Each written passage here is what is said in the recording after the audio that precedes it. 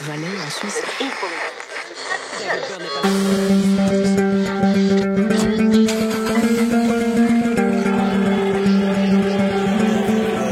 Avant Shining Box, en 2012, lorsqu'on l'a formé, on était issus tous les deux d'un trio qui s'appelait Mississippi Shining. Et donc, on aimait bien ce Shining. Et c'était un trio de rock roots. Et le guitariste qui a fondé le groupe avait trouvé Mississippi Shining. Moi, j'avais trouvé Shining. Donc on s'est dit, tiens, on va continuer avec Shining parce qu'on va reprendre les chansons qu'on a composées au sein de Mississippi Shining pour qu'il y ait cette espèce de continuité et puis un petit rappel du premier projet qui était très agréable. Mais là, on est vraiment parti avec Shining Box sur un projet beaucoup plus personnel. Donc on a zappé le Mississippi, il a fallu trouver un autre mot, pas que Shining. Donc on a cherché, sans vraiment essayer de trouver une signification. Un truc qui sonnait bien. Puis Box nous est arrivé, je sais plus comment d'ailleurs. Puis on dit, ouais, tous les deux on s'est dit Shining Box, ouais, ça sonne bien, donc Shining Box. Et ensuite, c'est marrant parce que ce nom a amené l'idée du fameux Shining Box que les voyageurs initiés que nous sommes, avec Aldous, c'est l'objet que l'on recherche en fait, cet objet qui nous permet de voyager dans le temps. Donc la quête intemporelle, c'est la recherche du Shining Box. Au début, je composais pratiquement tous les morceaux, mais voilà, on est un duo, c'est vraiment un projet personnel à deux. C'est vraiment tous les deux, on apporte énormément de choses, c'est un vrai duo. Et donc, du coup, Julien... J'avais quelques idées aussi, quelques compos. Ouais.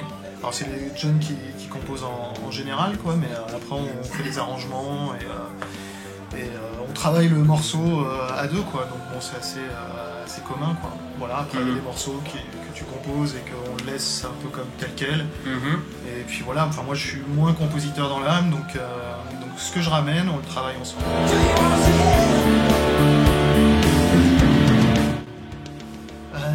On a fait déjà quelques scènes évidemment. Notre plus beau souvenir, je pense que c'était Arthur's Day, Festival Arthur's Day, un festival dans l'Oise. C'était 2012 ou 2013 2012, nous étions coup de cœur, voilà, et donc ce qui nous a permis de revenir en 2013. Exactement. On l'a fait 2 fois. Voilà. Et c'était le début du duo, en fait on se demandait un peu si ça allait fonctionner, parce que c'est un peu atypique quand même. Et finalement ce concert s'est super bien passé. Oui, c'est vrai que c'était un peu un concert test. C'était un peu un concert test, et voilà, ça nous a conforté dans l'idée de continuer et de continuer le projet. Voilà, quoi, parce que ça allait bien. Puis on s'était vraiment fait plaisir, c'est un chouette festival. Voilà, on était ravis et on s'était bien fait plaisir, quoi.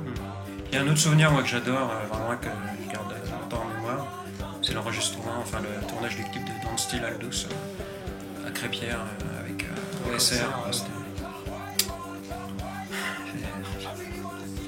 Très émotionnel. Exactement, c'est magnifique. Rien d'en parler.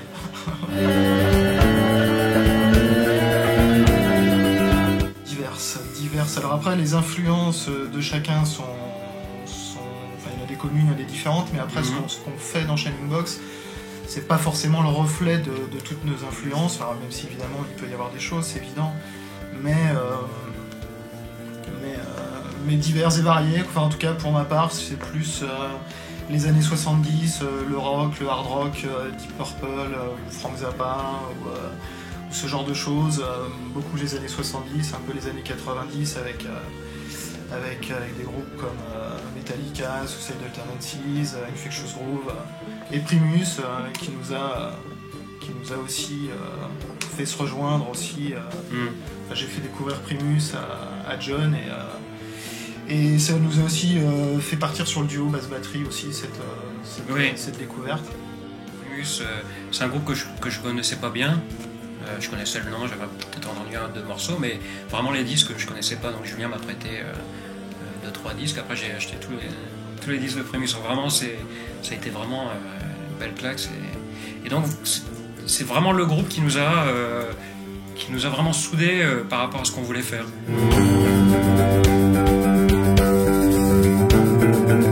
Rock rétro-futuriste. Tout est dit. C'est vrai que c'est dur. Ouais, c'est dur. Franchement, moi je suis incapable de dire, de mettre dans une. Enfin, déjà, notre musique, elle est un peu. Enfin, on n'est pas dans un style bien prédéfini, quoi. On a des morceaux qui vont être un peu rock, des morceaux qui vont être un peu atmosphériques, enfin, je sais pas. En tout cas, c'est rock, hein, ça tourne autour du rock. Ça tourne autour du rock, ouais, c'est sûr. Avec Rock un peu électro de temps en temps, parce qu'on a des nouveaux trucs qui sont un peu peut-être un penchant électro, mais bon, ça reste rock.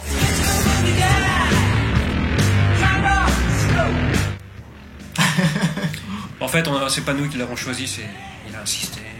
Quand est-ce que vous allez tourner notre clip et tout? Donc je dis non, mais Aldous, c'est pas encore. On va faire peur avec cette chanson. Faut avouer que c'est Aldous qui nous a.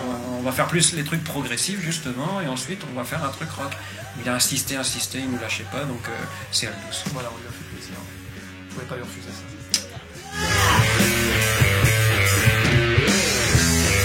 Début d'une rencontre.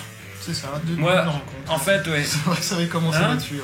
C'est en fait justement c'est là qu'intervient l'historique avec Mississippi Shining. Ça a été vraiment une chanson qui peut-être même la toute première qu'on répétait au début. Une chanson qui plaît beaucoup en plus au public. Donc ça on sait que c'est un morceau qui bouge, et c'est ça, c'est le début de notre amitié, de notre collaboration musicale. Ouais. Alors il est pas tout jeune, mais il a évolué beaucoup le morceau. Mais c'est avec ça qu'on s'est. Oui, il a vachement évolué en plus. Oui, c'est sûr. D'ailleurs, il a même évolué de titre. En fait, ça s'appelait Don't Steal That Lap Steel. Une sorte de jeu de mots, voilà. Voilà, jeu de mots, parce que la lap steel, le trio, donc c'était avec un guitariste qui jouait de la lap steel.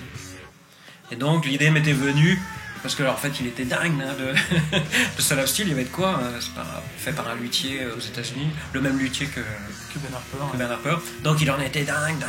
Et puis je dis putain, le jour où on la touche, on te la vole, putain, le mec il m'aurait bouffé comme ça. Alors du coup j'ai écrit une chanson, Don't Steal That Lap Steel. Et lorsqu'on a fait Shining Box, je me suis dit, tiens, le robot, tout ça. Puis on a changé le titre, dans le style Aldous. Grand événement, notre site officiel, shining-box.com. La quête intemporelle est toujours disponible sur internet un peu partout. Et bien sûr, à nos concerts, la quête intemporelle vous attend. Changement de prix, 7 €. On s'est rencontrés.